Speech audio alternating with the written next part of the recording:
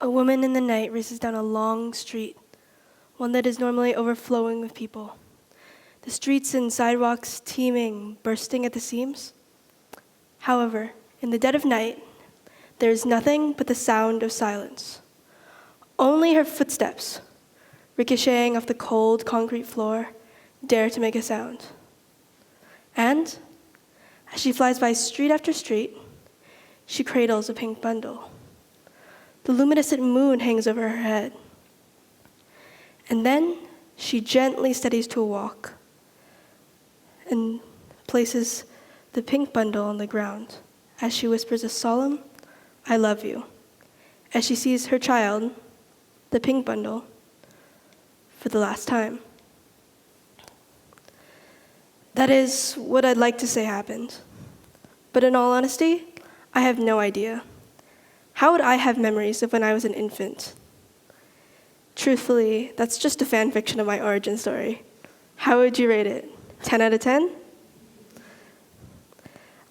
I have no memories of that time.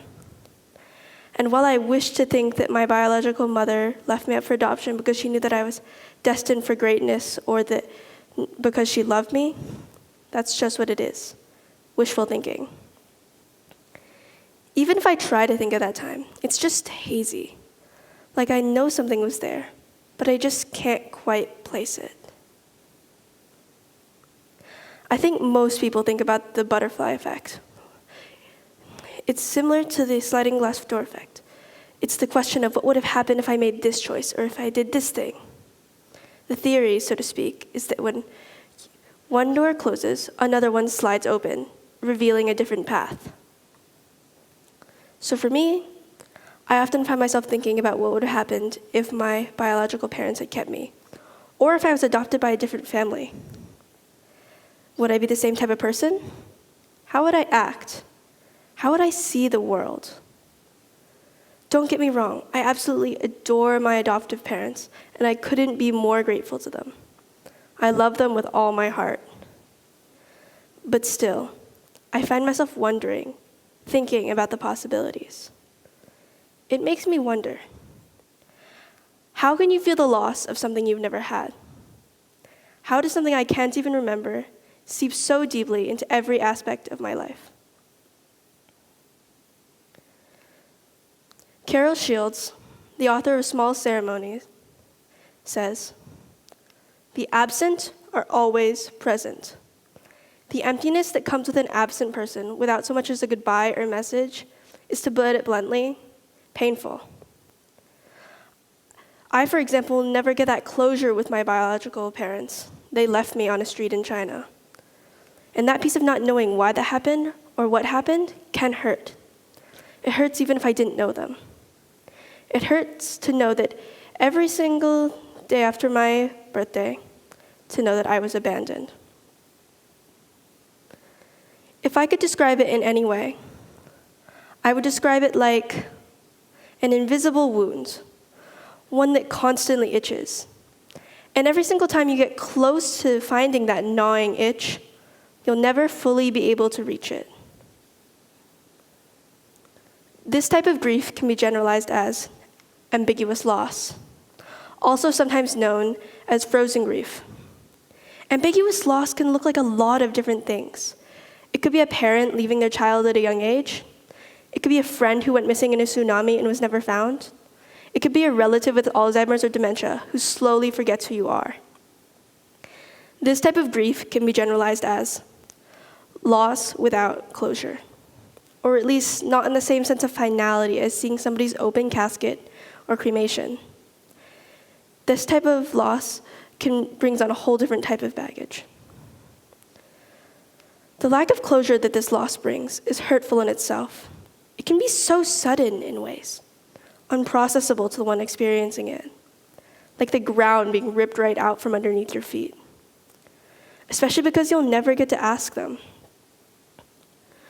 Washington University states that there are 5 stages of grief: denial, anger, bargaining, depression, and then, finally, acceptance. The thing about ambiguous loss is that it stilts somebody's process of grief. Because there isn't that one final moment of acceptance or direct closure. It can be very difficult to accept. It's like a bell that stops ringing prematurely. In the book, Ambiguous Loss, Learning to Live with Unresolved Grief, the author, Pauline Boss, talks about her many different experiences with patients who've struggled with this type of grief. A common one is dementia. According to the World Health Organization, over 55 million people have dementia, one of which was the mother of a girl named Anne. Mother doesn't know me anymore. Why do I keep coming to see her? Anne said, after realizing that her mother had called every blonde person in the nursing home Anne. Sometimes I just lay my head in her lap and guide her hand over my hair, like she used to do. Her mother wasn't gone, but she wasn't the same person she always knew and loved. Her grief was frozen, stilted, all because she couldn't accept the fact that while her mother was still there, alive with her, she wasn't present. I'm sure it must be deeply conflicting. You must be so glad that they're still alive, but it hurts to see that they don't know you or themselves anymore. Losing someone truly can be confusing. There are so many conflicting emotions that happen when a person is lost. For example, the anger some people feel when a person is lost, followed by the guilt because they quote-unquote shouldn't feel that way. There are so many different ways to react to grief. Whether or not you had closure, it hurts. It always will. But closure gives you that final moment of realization, something to prove that it is real and not just a nightmare you can wake up from. Knowing what truly happened, or why, gives us the groundwork, logic, the understandings of the behind the scenes, if you will. In one of my favorite books, The Thing About Jellyfish, the main character's best friend went to a beach, was lost at sea, and her body was never found. No rhyme or reason for it. Her friend was an amazing swimmer. It just didn't make sense.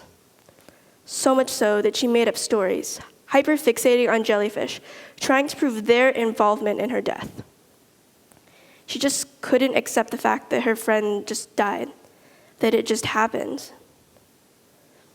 It's quite sad, really. People need a reason for why somebody left them, whether it be true or a fabricated reality.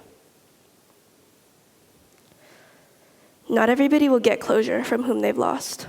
However, people can find closure.